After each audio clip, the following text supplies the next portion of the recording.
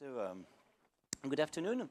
So we'll stay with weird echinoderms with fresh reports of a new specimen which was found. How do you switch? Oops. Do you move? Ah, c'est ça, d'accord. Okay, sorry. Which was just. Hein? Non, mais juste pour appuyer. Non, mais pour. Oui, pour changer de diapho. Ah, okay. Sorry. So, I think you're more familiar with this extant echinoderms. So, we have, before going to the weird things, we'll begin with the classical things. So, today we have 5 extant classes of echinoderms. So, you probably all have seen starfish on the beach at least. Crinoids, sea urchins, ophiuroids, and sea cucumbers.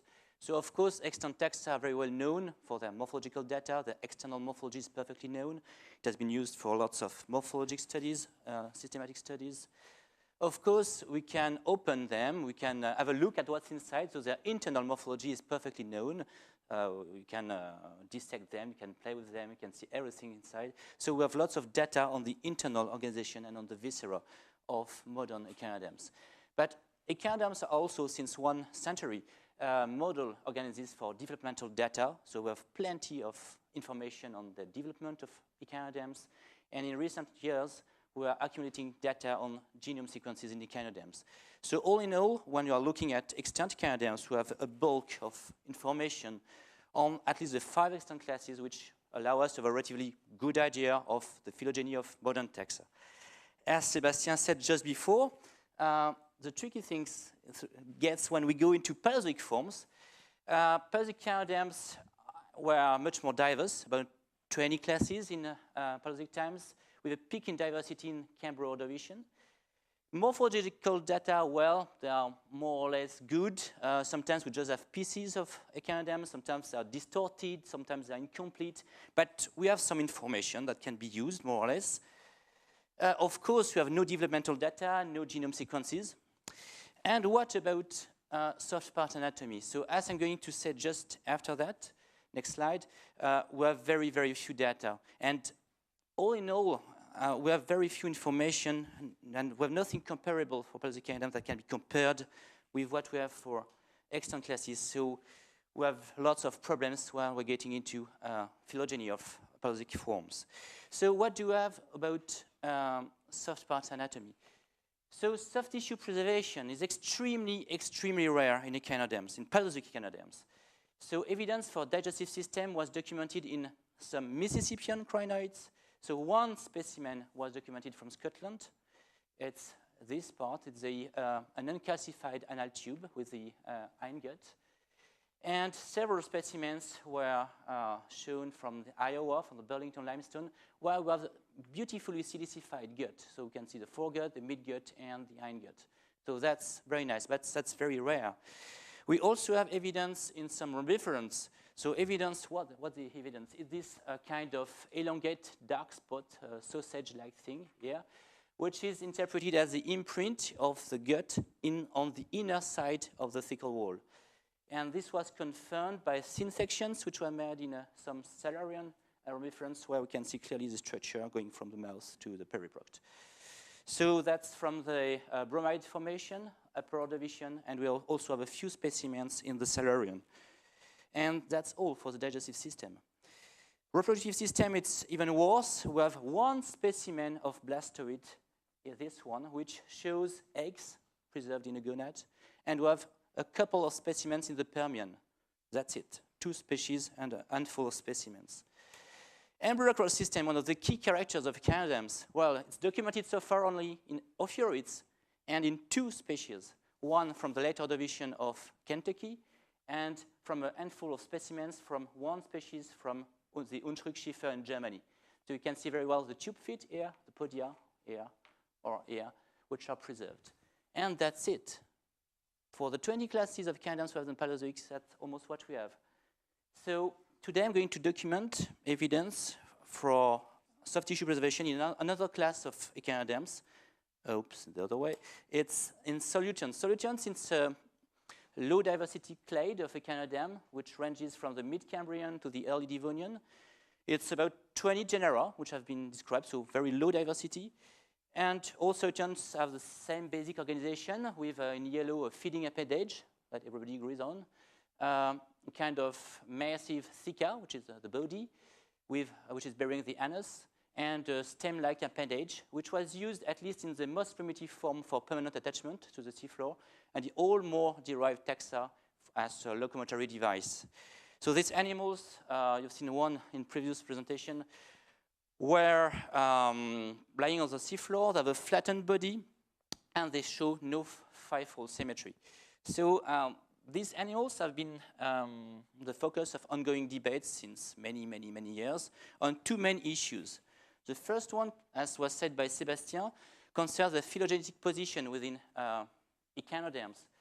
So the absence of five-fold symmetry was interpreted, that's a solutan, as original by some authors. So these animals split off the main lineage leading to echinoderms very early and never acquired the typical five-fold symmetry. That's the first interpretation. The second interpretation considers, in contrast, that solutans lost secondarily their five-fold symmetry, and they correspond to relatively derived taxa, possibly related to blastozoans. So blastozoans, it's cystoids, it's blastoids, it's eocrinoids. The second issue on solutans concerns their mode of life. So apart from the most primitive one, which was attached, all the ones were vigile, lying on the seafloor. But some people consider that there's a problem on the orientation of the animal. So some people consider that the single umbilical ray was directed towards the substrate, which implies a deposit feeding mode of life.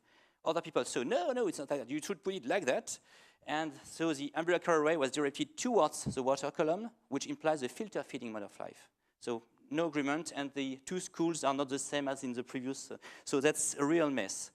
So today I will not resolve anything, but I will bring some clues that may help for future studies or future debates. So these clues come from the Fezouata Biota.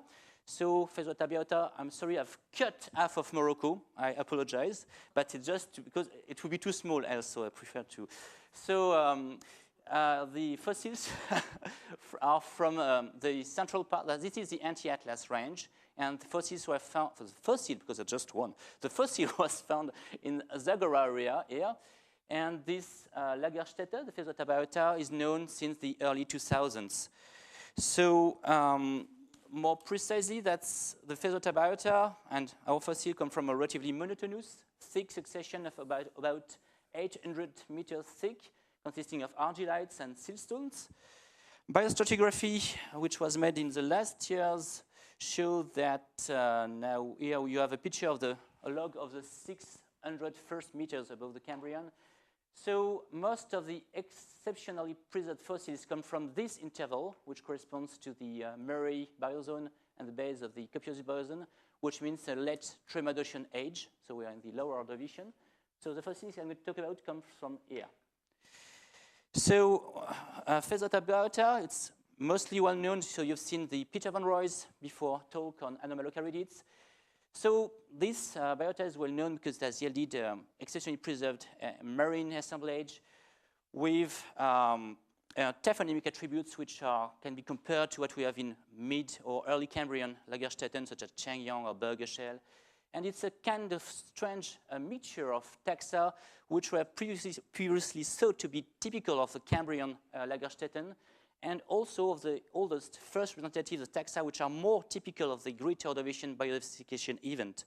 So that's a very interesting combination and the key biota for understanding what's going on in these times. So you have very nice preservation, for example, of appendages. You can see guts or things like that in arthropods, so very, very nice. So what about echinoderms? So solutans are very common in the Fezouata Biota. So we have hundreds and hundreds of this species of solutan. So we have two different types of preservation. That's the most common one. It's in concretions. So external morphology is perfectly preserved. You can see all the plates, the plate boundaries. And if you make ACM, you can see even the microstructure of the sterum. It's perfect. But you have no detail on the internal organization. So that's, if you move in the underlying biozone, you find that. And this is the same species, believe me, as this one. But of course, you have not so many details. You can't see plate limits, you can't see the stereome, you just have a kind of ghosty impression of your echinoderm, and if you hadn't seen them in concretions, you would have never recognized what they are. So some parts are better preserved, and these levels are the best ones for soft tissue preservation in arthropods, in worms, but for echinoderms, we are thought that it's not very nice until this specimen was found. So it's not looking very nice, yeah, but we can recognize all the same that it's a solutan because we can find the typical organization with the brachial ear, with the theca, the proximal part and the distal part of the stele, which shows the typical curvature here, as in here, and the pointed distal tip. So that's okay. We could even see the anus in the good position, so okay. It's not more, preservation is typical in all these kind of levels.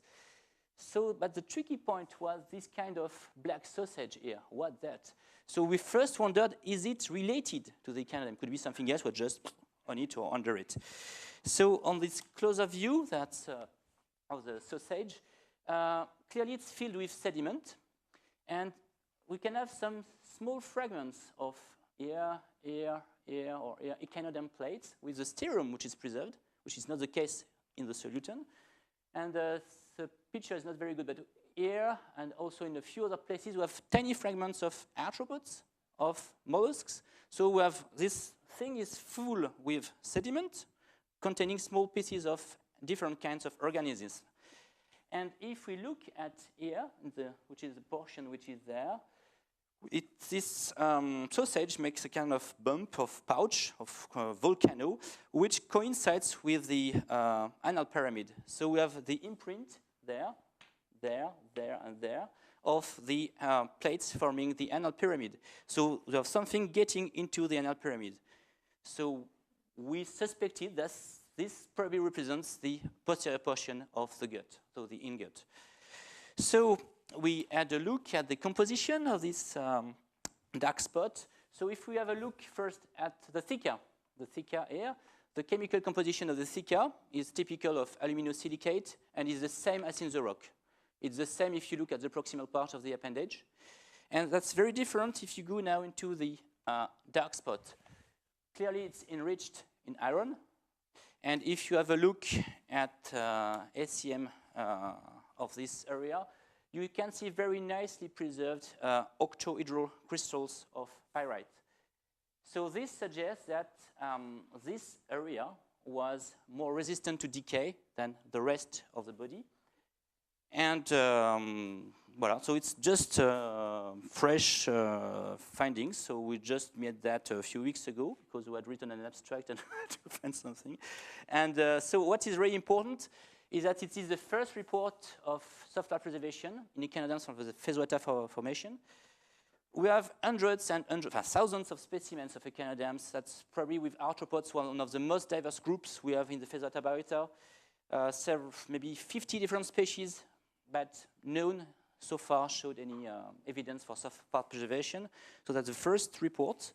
It's also the first report of soft tissue in Soluta. So just to open debates for fun, what is really striking is the similarities, at least in shape and the position and of this black sausage and what we have in Ordovicians. We don't find anything similar in other echinoderms. We don't have something like that in asterozoans, in crinoids. But that's very similar. So does it or not suggest similarities with blastozoans or Ordovicians? This would be fun for discussing these kind of things.